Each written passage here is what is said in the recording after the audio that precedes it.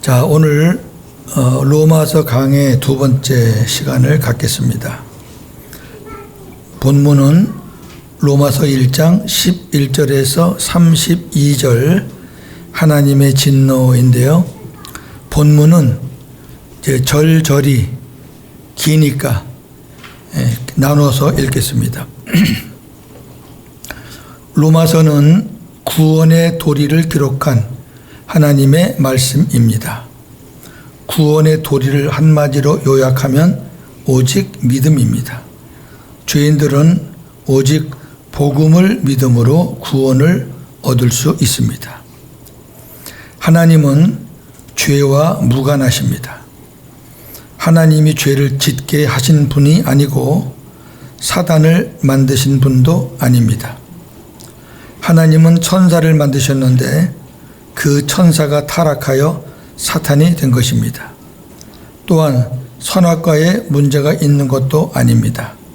죄는 인간의 교만과 독립심과 욕심과 불순종에서 시작되었습니다. 죄에는 원죄와 본죄와 자범죄 등 세 종류가 있습니다. 원죄는 인류의 조상인 아담으로부터 물려받은 죄의 씨를 말합니다. 본죄는 마귀가 주는 육신의 생각과 마음에서 나타나는 죄를 말합니다. 자범죄는 본죄를 의지적으로 행동으로 옮기는 죄를 말합니다. 왜 이렇게 죄에 대해서 말씀을 많이 드리냐면 로마서 1장에서 7장까지는 다 죄 문제예요. 죄에 대해서 이렇게 저렇게 그렇게 이렇게 해서 다양하게 기록한 것이기 때문에 1장에서 7장까지는 죄를 빼놓고는 성경을 해석이 안 돼요. 좀 귀찮을 정도로 많이 말씀을 아마 우리가 볼 겁니다. 죄의 본질은 스스로 사는 것, 그리스도의 영으로 살지 않는 것, 육신의 마음과 생각으로 사는 것, 믿음으로 하지 않는 것 등이 죄입니다. 로마서 14장 23절. 믿음을 따라하지 않은 것은 다 죄니라. 아멘. 자, 모든 인간은 다 죄인입니다. 성경은 인간에 대해 인간은 죄인이기 때문에 인간 안에는 선한 것이 없다, 구원이 없다고 말합니다. 우리 역시 인간이란 과연 무엇인가에 대해 깊이 묵상해 보면 죄인이라는 말 밖에는 할 말이 없습니다. 적당히 죄를 지은 죄인이 아니라 철저한 죄인인 것입니다. 도덕적으로 선함의 차이는 있을 수 있으나 도덕적인 선함의 차이는 있어요. 누가 더 착하고 덜 착하고. 그러나 누구를 막론하고 모든 인간은 다 죄인입니다. 하나님의 기준에서. 로마서 3장 10절에서 12절. 기록된 바 의인은 없나니 하나도 없으며 깨닫는 자도 없고 하나님을 찾는 자도 없고 다 치우쳐 함께 무익하게 되고 선을 행하는 자는 없나니 하나도 없도다. 하나님을 믿지 않는 이방인들만 죄를 짓는 것이 아니라 하나님을 믿는다고 자처하는 유대인들도 죄를 지으니 모두가 다 피할 수 없는 죄인들입니다. 유대인들은 자기들은 심판의 대상이 아니라고 여겼죠.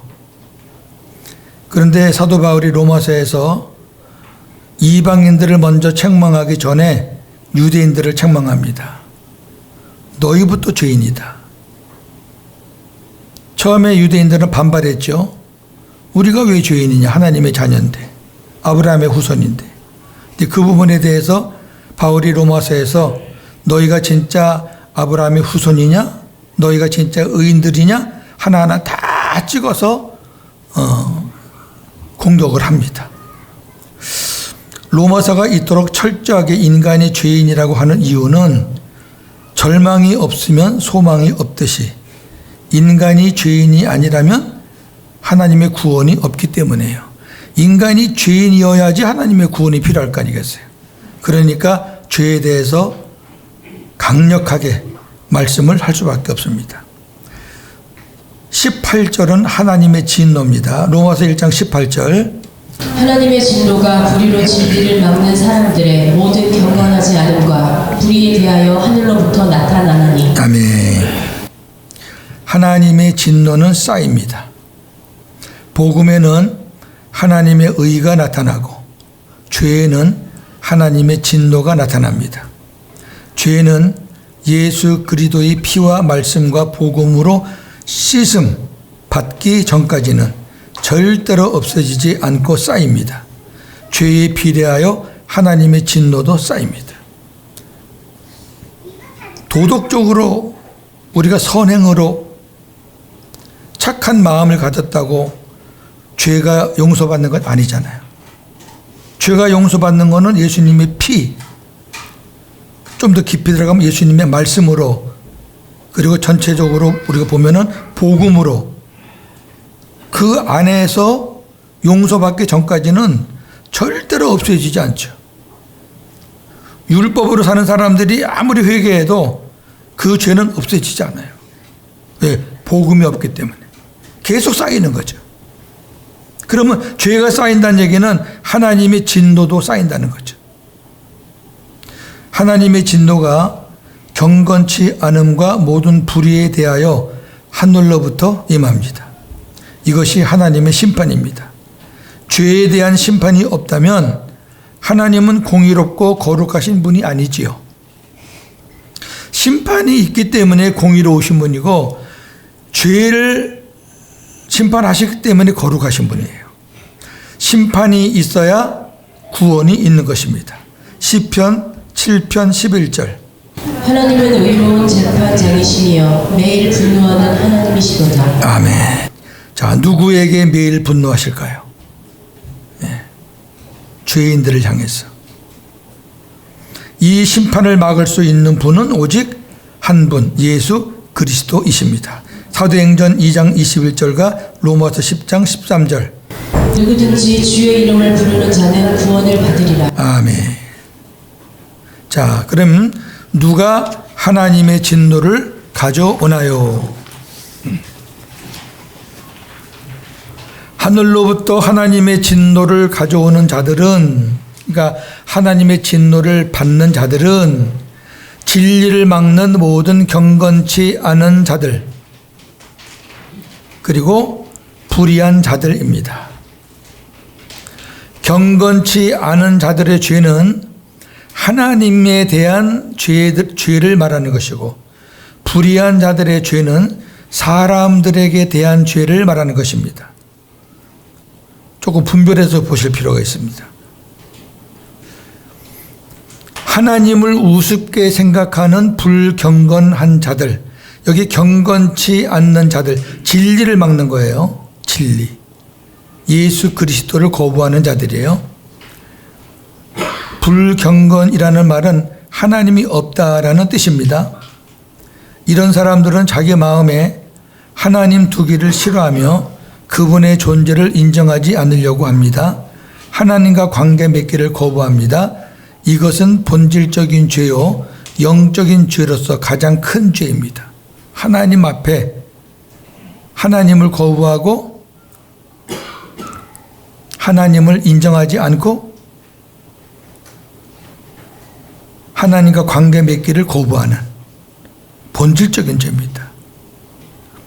그 다음에 하나님을 주인으로 모시지 않으므로 불의하게 사는 자들이 있습니다.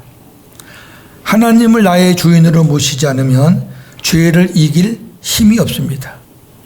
죄를 이기지 못하면 걷잡을 수 없는 도덕적, 윤리적 타락에 빠지게 됩니다. 내 마음에 어두움을 밝히신 빛이신 하나님이 없으면 심령이 캄캄해지고, 심령이 캄캄하면 인생이 어두워집니다.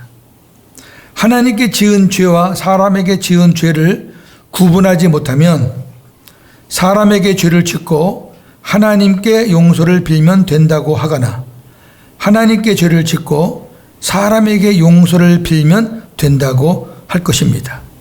그러나 이것은 성경적이 아닙니다. 하나님께 지은 죄는 하나님께 용서받아야 하고, 하나님께 지은 죄를 사람에게 용서받을 필요는 없잖아요. 속죄죄예요, 속죄죄. 그 다음에 사람에게 지은 죄는 사람에게 용서받아야 하나님께서도 용서해 주신다는 속건죄입니다. 속건죄. 속건죄물은 반드시 사람과의 문제가 해결되어야지 제사장이 그것을 받아요. 그래서 하나님께서 속죄제와 속건제를 구분하여 가르쳐 주신 것입니다. 레위기 4장 5장 참고하시면 좋겠습니다. 19절에서 20절은 하나님의 존재에 대해 어느 누구도 핑계할 수 없다 그랬습니다. 로마서 1장 19절에서 20절. 이는 하나님을 알 만한 것이 그들 속에 보임이라. 하나님께서 이를 그들에게 보이셨느니라. 창세로부터 그에 보이지 아니하는 것들 곧 그의 영원하신 능력과 신성 그가 만드신 만물에 분명히 보여 알려질 그러므로 그들이 핑계하지 못할지니라. 아멘. 하나님께서 인간을 창조하실 때 인간에게 분명히 하나님을 알 만한 것들을 주셨습니다. 오늘 그랬잖아요. 19절에. 하나님을 알 만한 것들을 주셨어요. 이는 인간의 본능과 이성과 양심에 하나님을 느끼도록 하셨다는 것입니다. 예를 들어서 신앙 갖기를 거부하면서도 하나님을 두려워하는 자들이 많습니다. 이상하죠? 하나님을 안 믿는다 그러면서 겁이 날 때는 하나님을 찾고 하나님 두렵다 그래요. 하나님께서 자신의 모든 보이지 않는 능력과 신성을 모든 자연 만물에 심어 두셨습니다. 화가의 그림 속에 그 화가가 들어있듯이 우주 만물에 하나님이 살아계십니다. 이것이 자연 계시이고 일반 계시입니다. 해와 달과 별에 하나님이 계시고 비와 눈과 공기와 물에도 하나님이 계십니다. 시편 8편 1절 3절. 여호와 우리 주여, 주의 이름이 온 땅에 어찌 그리 아름다운지요. 주의 영광이 하늘을 덮었나이다. 주의 손가락으로 만드신 주의 하늘과 주께서 베풀어 주신 달과 별들을 내가 보오니. 아멘. 인간의 몸은 어떻습니까? 참으로 기묘, 신묘막측합니다. 시편 139편 13절 14절. 주께서 내 내장을 지으시니 나의 모태에서 나를 만드셨나이다. 내가 주께 감사하오. 나를 지으심이 심히 기묘하십니다. 주께서 하시는 일이 기이함을 내 영혼이 잘 아나이다. 아멘.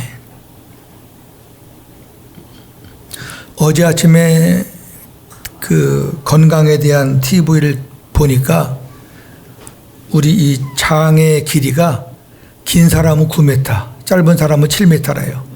아유, 이거 쭉 풀면요. 예.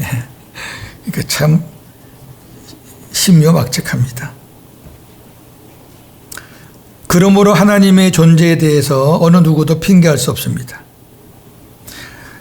그럼에도 인간들은 하나님이 없다고 말하는 것은 모든 사람들이 아담의 원죄로 말미암아 죄 가운데서 태어나고 그 배후에 사탄의 세력이 있기 때문입니다. 창세기 8장 21절. 사람의 마음이 계획하는 바가 어려서부터 악함이라. 태어나면서부터 죄를 갖고 태어나니까. 칼빈은 기독교 강요 제1장 1절에서 하나님을 아는 지식과 자기 자신을 아는 지식은 같다 이렇게 말했습니다. 이는 하나님을 아는 만큼 자기 자신을 알 수 있다는 말입니다. 굉장히 철학적인 말인데 굉장히 신앙적인 말이에요. 하나님을 알 수 있는 것은 하나님께서 자신을 보여주셔야 이것을 신학적으로 계시라고 합니다. 그래야 가능합니다. 계시에는 특별 계시와 일반 자연 계시가 있습니다. 특별 계시는 성경과 예수 그리스도이십니다. 기록된 말씀과 내 안에서 말씀하시는 예수 그리스도로 인해 하나님에 대해 알아갈 수 있습니다. 자연 계시는 특별 계시를 받은 후에 점점 더 밝히 알 수 있습니다. 자, 여기 기록된 말씀과 내 안에서 말씀하시는 예수 그리스도. 옛날에는 우리가 내 안에서 말씀하시는 예수 그리스도가 없었죠. 그냥 기록된 말씀, 성경, 그것만 얘기했지만은 이제 우리는 성경 안에서 성령을 통해서 주시는 하나님의 그 말씀. 네. 종이에 써 있는 글씨는 아무것도 아닌 것 같지만 그 종이에 써 있는 그 글씨를 통해서 주시는 하나님의 은혜와 감동과 말씀의 능력은 대단합니다. 예. 그걸 우리가 무시하면 신앙생활이 하나의 고체화 될 수가 있어요. 제가 하나님의 은혜로 예사랑교회를 지금 2달 반 됐네 벌써. 2달 반 동안 제가 우리 성도님들과 만나서 말씀으로 나누고 있는데 참 하나님께 감사할 일이 참 많은데 그 중에 하나가 뭐냐면은 제가 복음을 전하는데 제 눈에 보이는 사람 중에서 거부 반응을 일으키는 사람은 한 사람도 없어요.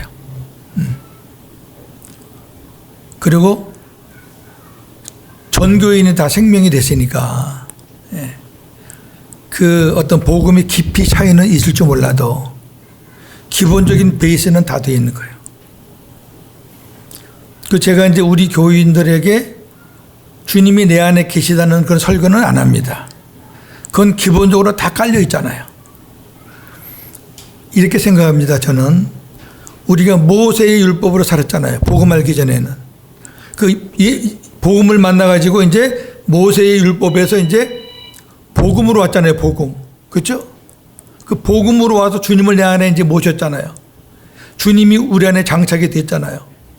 그 다음에 어디를 가야 되느냐? 이제는 다시 율법으로 가야 되는데 그리스도의 율법으로 가야 되죠.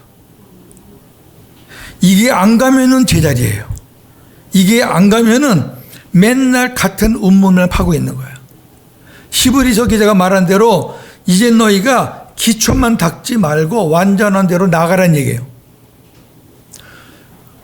우리가 율법이 구원을 받는데 필요 없는 거예요. 오해하시면 안 돼요. 첫 언약은 율법으로 의로워지는 거잖아요. 그건 아니라 그거예요. 그러니까 율법이 복음이 없는 율법으로는 구원받을 사람이 하나도 없어요.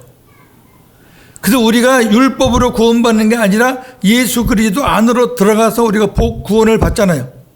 근데 예수 그리스도 안으로 들어간 것이 율법이 몽학선생 초등교사가 되어서 거기까지 인도해 주신 거잖아요. 왜? 우리가 죄인이라는 것을 처절하게 깨닫게 하니까. 그러니까 예수님을 붙잡을 수 있는 그런 믿음이 싹 트는 거죠. 그래서 이제 주님을 모시고 살아요. 너무 기쁘죠. 근데 이것이 2년, 3년 계속 가면은 이게 고착화되면은 예수님이 내 안에 계시다는 그 기쁨이 10년, 20년 가지 않아요. 절대로 안 갑니다. 그 내 안에 계신 예수님이 이제는 나를 통해서 일하시고 나타나는 걸 봐야 될 거 아니에요. 그러기 위해서는 이제 그리스도 율법을 가르쳐야 돼요.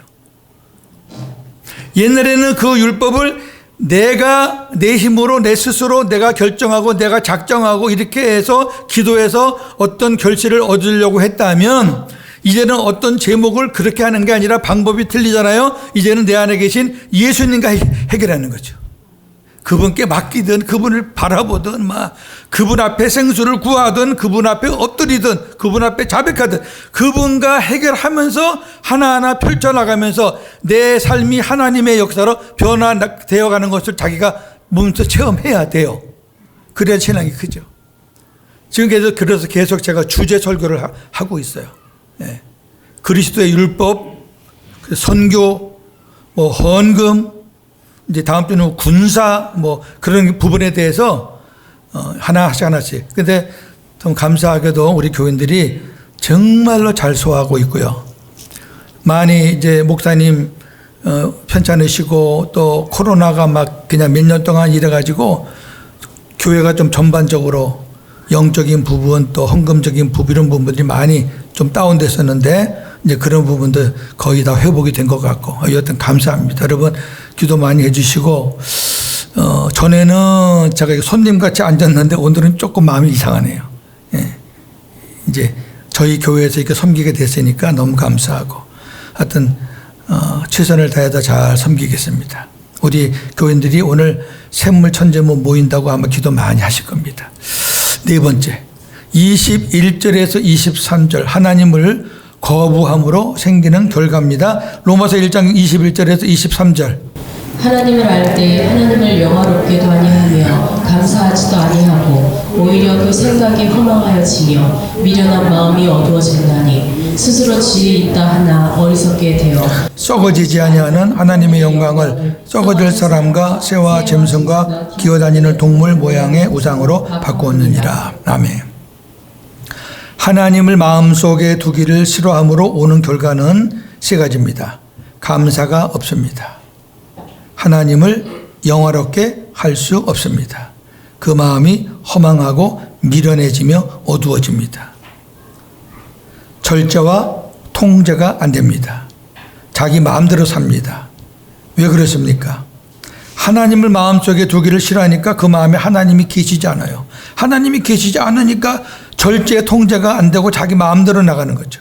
하나님이 없으면 결국 사탄의 조종을 받는 썩어질 인간과 짐승 우상들이 그 자리를 대신합니다. 새로운 사람이 되지 않은 옛사람, 그리고 짐승 우상. 예, 그때 당시는 로마 헬라 우상들, 로마 사람들이 꽉 차 있었잖아요.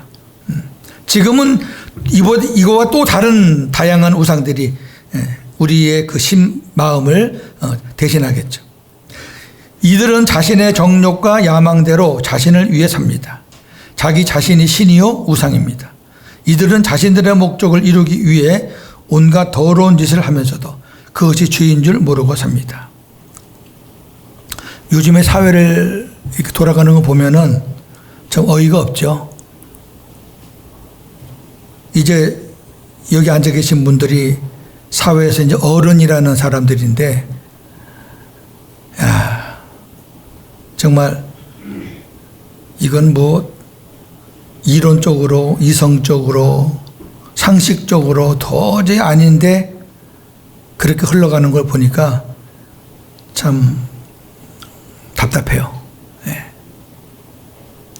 다섯 번째, 24절에서 27절 하나님을 거부하는 자들입니다. 로마서 1장 24절에서 27절. 그러므로 하나님께서 그들을 마음의 정욕대로 내버려 두사 그들의 몸을 서로 욕되게 하라 하시니 이는 그들이 하나님의 진리를 거짓 것으로 바꾸어 피조물을 조물주보다 더 경배하고 섬깁니다. 주는 곧 영원한 아멘. 이 때문에 하나님께서 그들을 부끄러운 욕심에 내버려 두셨으니 곧 그들의 여자들도 순리대로 쓸 것을 바꾸어 영리로 쓰며 그와 같이 남자들도 순리대로 여자 쓰기를 버리고 서로 향하여 음욕이 부릴 듯하며 남자와 더불어 부끄러운 일 향하여 그들의 그릇 때문에 상당한 보호 그들 자신이 받았느니라. 아멘. 제가 2018년도 영길 들어갔을 때 훈련을 받으러 온 사람들이 몇 있었는데 그 중에 한 그 자매가 자기 남편이 이 동성애를 한다는 거예요. 남편이. 그 쭉 얘기를 하는데요. 야, 기가 막혀요. 여기서 제가 이렇게 말하기가 더러울 정도로 기가 막혀요. 예. 그 해외여행을 자주 가는데 해외여행 가는 게 뭐냐면은 국제적으로 그 짓 하러 가는데요. 국제적으로.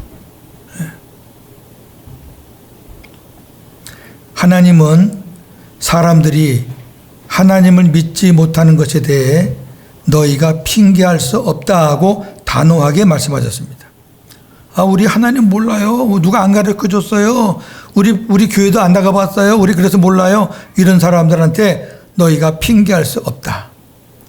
그럼에도 사람들이 하나님을 계속 믿지 않고 거부하면 하나님은 그들을 내버려 두십니다. 하나님이 내버려 둔다는 게 무서워요. 여기서 그러므로는 하나님께서 사람들이 핑계할 수 없고 하나님을 믿을 수밖에 없도록 하였음에도 불구하고 사람들이 하나님을 믿지 않았으므로 라는 의미고, 마음의 정욕대로 더러움에 내버려 둔다는 것은 마음의 더러운 정욕대로 살게 내버려 둔다는 의미입니다. 하나님이 그냥 내버려 두시면 사람들은 자기 정욕대로 방탕하게 살다가 결국 멸망에 이르게 됩니다. 하나님은 사람들이 계속 듣지 않으면 말씀을 중단하십니다. 이것이 바로 하나님의 저주요 심판입니다. 하나님의 말씀이 없는 것이, 끊어지는 것이 저주요 심판입니다. 중간 시대 때 하나님 말씀이 끊겼었죠. 네. 그래서 가장 암흑의 시대라고 그럽니다. 가장 암흑의 시대를 거쳐서 이제 예수님이 등장하시는 거죠. 하나님이 내버려 두어서 자기 정욕대로 사는 자들의 대표적인 죄 두 가지입니다. 첫째는 동성애입니다. 호모, 레즈비언, 남자, 여자. 하나님을 떠난 자들은 몸을 서로 욕되게 합니다. 이는 느끼는 대로 동물처럼 산다는 것입니다. 사람들의 죄 중에서 가장 악한 죄가 성적인 죄입니다. 갈라디아 5장 19절 21절에 성적인 죄가 몇 개나 나오나 한번 보세요. 육체의 일이 분명하니 곧 음행과 더러운 것과 고색과 투기와 술 취함과 방탕함과 또 그와 같은 것들이라. 전에 너희에게 경계한 것 같이 경계하노니 이런 일을 하는 자들은 하나님의 나라를 위협으로 받지 못할 것이요. 아멘. 육체의 일을 지금 말하면서 제일 앞에 세 가지가 다 성적인 죄죠. 음행, 더러운 것, 고색. 앞에 나왔다는 게 의미가 있어요. 그 다음에 그 뒤에 몇 개가 쭉 더 나와 있습니다. 남녀 간의 부도덕한 성적 범죄의 실증을 느끼면 동성애로 넘어가는데, 동성애를 성경에서는 남색이라고도 합니다. 남자, 그 다음에 색 알죠? 그러니까 남자끼리의 서로 성적 관계를 말하는 거죠. 동성애는 순리가 아니라 영리입니다. 오늘 로마서에서 강력하게 말하죠. 이거는 순리가 아니다. 하나님이 정해두신 창조의 원리가 아니다. 동성애 자체가 하나님의 저주고 심판입니다. 창세기 19장과 사사기 19장은 사람이 어디까지 타락할 수 있는가를 보여주고 있습니다. 창세기 19장 4절에서 7절. 그들이 늙기 전에 그 성사람 곧 소돔 백성들이 노소를 막론하고 원근에서 다 모여 그 집을 애워싸고 롯을 부르고 그에게 이르되 오늘 밤에 네게 온 사람들이 어디 있느냐 이끌어내라 우리가 그들을 잡아라. 롯이 문 밖에 무리에게로 나가서 뒤로 문을 닫고 청하노니 내 형제 이런 악을 행하지 말라. 아멘. 우리가 그들을 상관하리라. 여기 상관하리라가 바로 동성애 남색을 얘기하는 겁니다. 그러니까 소돔성이라는 그 성이 외부에서 사람만 오면은 남자들이 몰려가 가지고 내놓으라는 거예요. 우리가 관계를 맺겠다는 거예요.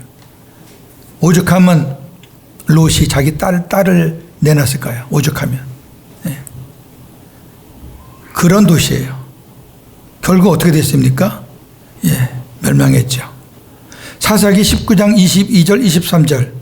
그들이 마음을 즐겁게 할 때에 그 성읍의 불량배들이 그 집을 에워싸고 문을 두들기며 집주인 노인에게 말하여 이르되 네 집에 들어온 사람을 끌어내라. 우리가 그와 관계하리라 하니 집주인 사람이 그들에게 나와서 이르되 아니라 내 형제들아 청하는 이 같은 악행을 저지르지 말라. 이 사람이 내 집에 들어왔으니 이런 망령된 일을 행하지 말라. 아멘. 비슷한 거예요. 관계하겠다. 유럽과 미국은 이미 동성애법이 합법화되었고 물론 주별로 아직 합법화되지 않은 주도 있지만 제가 알기로는 거의 대부분이 합법화가 됐어요. 우리나라도 합법화될 위기에 있는 실정입니다. 아주 해마다 올라가잖아요, 국회에. 예? 역사적으로 볼 때 동성애가 성행했던 나라는 상당한 보응을 받았습니다. 소돔과 고모라의 멸망, 사사기 시대의 이스라엘의 멸망, 로마와 헬라의 멸망. 그렇다면 미국과 유럽, 대한민국도 멸망당할 것이라는 것은 다 자명한 사실이에요. 그런데 지금 이것을 지금 통과시켜달라고 아주 난리를 피는 인간들이 있잖아요. 저희 주변에 그런 사람들이 있어요. 그거 제가 물었어요. 그러면 당신네 자녀들이 만약에 여기 빠졌다면 좋겠나? 예를 들어서 당신 아들이 동성애에 빠지고 당신 딸이 동성애에 빠지면 당신은 어떻게 할 건가 했더니 우리 아들, 딸은 그런 거 안 해요. 이런다. 그러니까 아주 웃기는 거예요. 자기가 그거를 찬송한다면 자기 아들, 딸이 그걸 해도 찬송을 해야지. 자기 아들, 딸은 아니고 다른 사람들은 하는 거 내버려 두고 그런 엉터리가 어디 있어요. 제가 되게 뭐라 그랬죠. 당신 아들, 딸이 해도 괜찮다 하고 작정이 되면은 찬성해라. 동성애, 남색에 대한 하나님의 말씀은 단호합니다. 자, 우리 몇 군데 보겠습니다. 레위기 18장 22절. 너는 여자와 동침함 같이 남자와 동침하지 말라. 이는 가증한 일이니라. 아멘. 레위기 10장 13절. 누구든지 여인과 동침하든 남자와 동침하면 둘 다 가증한 일을 행함인즉 반드시 죽일지니 자기의 피가 피가 자기에게로 돌아가리라. 아멘. 아니 이런 말씀들이 여기 말고도 많아요. 신약 볼까요? 고린도전서 6장 9절 10절. 불의한 자가 하나님의 나라를 유업으로 받지 못할 줄을 알지 못하느냐. 미혹을 받지 말라. 음행하는 자나 우상숭배하는 자나 간음하는 자나 탐색하는 자나 남색하는 자나 도적이나 탐욕을 부리는 자나 술 취하는 자나 모욕하는 자나 소개하는 자들은 하나님 나라를 유업으로 받지 못하리라. 아멘. 여기는 지금 성적인 죄가 몇 가지 더 나왔어요. 음행, 우상숭배, 우상숭배도 다 성적인 것과 다 연관되어 있습니다. 제사 드리고 나서 우상 신전에 가서 간음을 하는 짓들입니다. 또 간음, 탐색, 남색. 예, 남색이 제일 끝에 나오죠. 무서운 거예요. 예. 동성애에 빠지면 후손을 얻을 수 없죠. 남자와 남자 사이, 여자와 여자 사이에 무슨 후손이 있습니까? 결국 가정이 없어져요. 이것은 하나님의 창조 원리를 파괴하는 행위입니다. 자, 이것이요, 어떤 인권 문제니 휴머니즘 따지고 지금 그런 게 문제가 아니라 우리는 성경을 봐야 될 거 아니에요. 동성애에 관한 말씀만 다 찾아내라고도 제가 20권 찾아낼 것 같아요. 아니 성경에 한두 번만 나와도 우리가 두려워해야 되는데 왜 그렇게 하나님께서 금하신 거를 신앙생활 안 하는 사람들이 하는 거야 우리가 또 모르겠어요. 근데 그 진보주의 신학자들도 여기 앞장서거든요. 다른 아주 묘상한 논리를 전개해가면서 예전에 이원석 목사님 그 유튜브 한번 잠깐 올랐던 거 있잖아요. 예. 분당의 그 이찬수 목사님 교회에서 부목사님이 이 얘기 한번 언급했다가 난리가 난 거예요. 바른 소리 하니까 난리가 나는 거예요. 은혜스럽다고 소문난 교회인데도 아주 교회가 아주 그것 때문에 아주 반이 갈라져 가지고요. 굉장히 홍역을 치렀잖아요. 근데 그런 말도 못해 그러니까. 예. 하나님의 진리를 거짓 것으로 바꾸어 피조물을 조물주보다 더 경배합니다. 마땅히 사랑하고 경배해야 할 조물주를 거부하고 피조물인 인간과 물질을 사랑하고 경배하게 된다. 그 1장, 2장, 3장 참 로마서 읽기 힘들어요. 저도 다 이런 말씀드려요. 아주 우리의 그 복음이 들어오기 전에 우리의 그 모습이 아주 처절하게 아주 적나라하게 다 나오는 것들이에요. 지금 이 보는 것들이 우리와 전혀 관계 없었던 것이 아니에요. 우리와 관계 있었던 부분들이 꽤 많아요. 그런데 그게 죄인 줄 모르고 살았을 뿐이에요. 자, 6번째 28절 32절인데요. 만죄의 근원 로마서 1장 28절에서 32절. 또한 그들이 마음에 하나님께서 그들을 그 상실한 마음대로 내버려 두사 합당하지 못한 일을 하게 하셨으니 곧 모든 불의, 추악, 탐욕, 악의가 가득한 자요 살인, 분쟁, 악독이 가득한 자요 비방하는 자요 하나님께서 묘하신 능욕하는 자요 교만한 자요 자랑하는 악을 조망하는 자요 부모를 거역하는 자요 오매한 자요 배약하는 자요 무정한 자요 무자비한 자라. 그들이 이 같은 일을 행하는 자는 사형에 해당한다고 하나님께서 정하심을 알고 자기들만 행할 뿐 아니라 또한 그런 일을 행하는 자들을 옳다느니라. 아멘. 막 지나가니까 이제 놓칠 수가 있는데요. 한번 이제 성경 피시고 이렇게 쭉 대조하면서 보시면 참고하실 만한 내용들이 좀 있을 겁니다. 자, 모든 죄의 근원은 마음에 하나님 두기를 싫어하는 것이다. 하나님 두기를 싫어하는 죄는 대문자 신입니다. 제일 큰 죄라고 말이에요. 나머지 만 죄는 소문자 신스고요. 마음에 하나님 두기를 싫어하는 것은 하나님의 통치를 받지 않고 자기 자신이 주인이 되어 자기 마음대로 살겠다는 것입니다. 이는 마귀가 주는 생각입니다. 자신이 주인인 것 같지만 실상은 마귀를 주인으로 섬기고 따라가는 것입니다. 자기 스스로 사는 사람한테 물어봐요. 그럼 자기는 자기 생각으로 자기 계획으로 산다 그래요. 내가 이거를 맨날 며칠 금식하고 기도하면서 세운 계획이라 그러는데 주님이 함께 하지 않은 계획은 사탄이 한 거지 뭐 지가 무슨 뭐래. 근데 그걸 모른다고. 우리 심령에 주인은 딱 둘이잖아요. 마귀 아니면 주님이신데 주님이 안 계시면 그놈이 있는 거죠 뭐. 근데 우리가 그놈이 있다는 거를 인정을 안 하려고 그래요. 내가 주인이란 말이 사탄이 주인이란 말과 같은 말이죠. 나는 사탄이 주는 마음과 생각으로 사는 거예요. 상실한 마음으로 내버려 둔다는 것은 타락한 마음으로 방치한다라는 의미입니다. 마음에 하나님 두기를 싫어하는 자들이 짓는 죄악들입니다. 7가지인데요.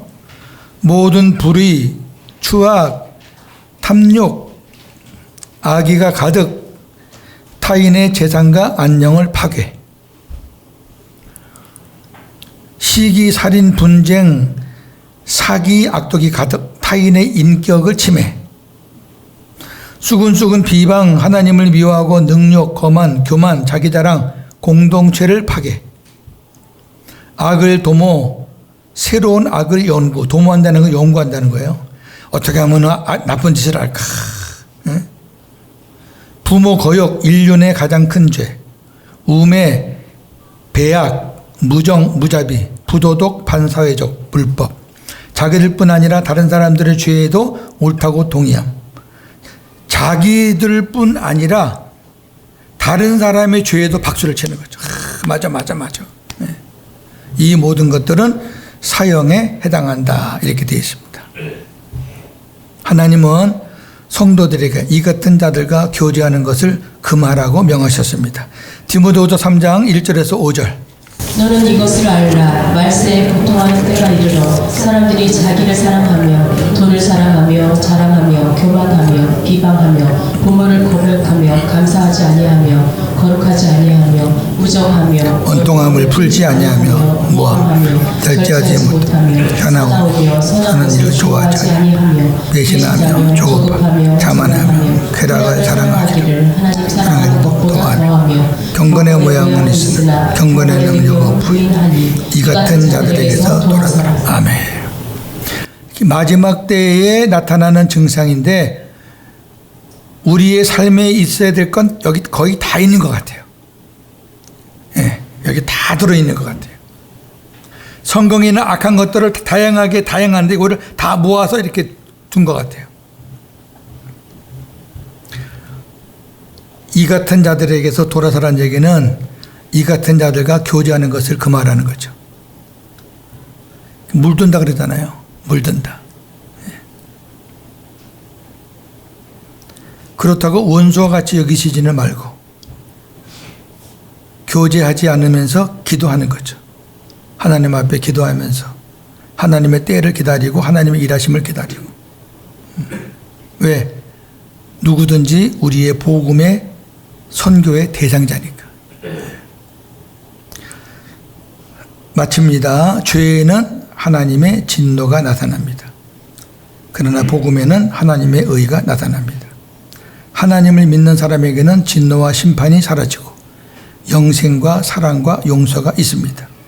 하나님의 진노와 심판을 막을 수 있는 분은 오직 예수 그리스도이십니다. 하나님께서 네가 하고 싶은 대로 하라고 내버려 두시는 것은 벌이요, 저주요, 심판입니다. 하나님께서 내버려 두는 자가 자신이 원하는 대로 끝까지 가면 오늘 성경 본문에 동성애까지 들어가게 되는 겁니다. 따라서 하나님을 떠난 자는 반드시 망하게 되어 있습니다. 왜냐하면 하나님을 떠난 자들은 마귀가 주관하기 때문입니다. 동성애는 가정을 떠나서 마약을 따르고 동성애자들의 90%가 다 마약을 한답니다. 그리고 에이즈도 오고 결국은 패망하게 됩니다. 죄를 안 짓는 방법은 한 가지밖에 없습니다. 그것은 우리 자신이 죄를 안 지으려고 노력하는 것이 아니라, 이거 옛날에 쓰던 방법이잖아요. 앉아야지. 그러니까 이제 자기 몸에 가해를 하고 금식을 하고 뭐 절제를 하고 작정 기도를 하고 뭐 산기도를 가고, 그게 다 이제 죄를 안 지으려고 노력하는 거예요. 근데 안 돼요. 그게 아니라 내 마음 안에 빛 대신 주님을 모시는 겁니다. 내 심령이 주님으로 가득 차면 빛 대신 주님께서 우리에게 치유의 광선을 보내주시며 죄를 짓지 않도록 해주시는데, 그 말씀이 요한일서 1장 7절입니다. 그가 빛 가운데 계신 것 같이 우리도 빛 가운데 행하면 우리가 서로 사귐이 있고 그 아들 예수의 피가 우리를 모든 죄에서 깨끗하게 하실 것이요. 아멘. 자, 이 부분 제가 회개에 관한 주제를 말씀드릴 때 했는데 다시 한번 봅니다. 우리가 죄 씻음을 받는 방법을 율법에서는 회개죠, 회개. 회개해야 예수님의 피가 작동을 해서 우리 죄가 사함받는다. 피 흘림이 없이는 사함이 없다. 그 말씀으로 계속 나갔잖아요. 근데 복음에서는 좀 달라요. 오늘 요한일서 1장 7절에 회개하란 말 없잖아요. 회개하란 말 없어요. 예수님이 피도 없어요. 그런데 우리 죄, 모든 죄에서 깨끗하게 해주신대요. 뭐가 있으면?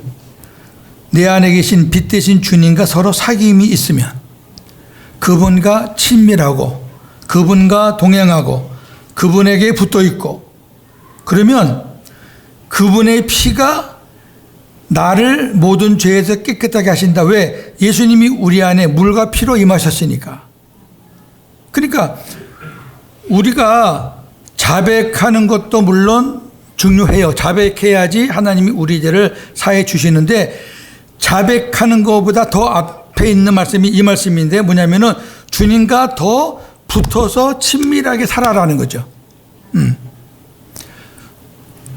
부모님의 회초리를 맞고 용서를 구하는 자식이 있는가 하면, 부모님의 마음을 헤아려서 자식이 먼저 부모님과 아주 가까이 친밀하게 붙어가지고 부모님한테 아주 이쁜 짓을 하는 거예요. 아주 그냥 부모님을 마음을 기쁘시게 해드릴 만큼 그렇게 하는 거예요. 막 어머니 아버지 막 이것 해드리고 막, 그러니까 엄마 아버지가 마음이 기쁘게 만드는 거예요. 기쁘게 만들면은 엄마 아버지가 자식에 대해서 책망하려고 했던 것도 다 어떻게 된다고요? 없어지는 거예요. 그렇게 용서받는 것과, 아니면 부모님이 회초리를 질러가지고 너 이거 잘못했지 해가지고 아들 입에서 딸 입에서 자백을 받아가지고 그래 됐어.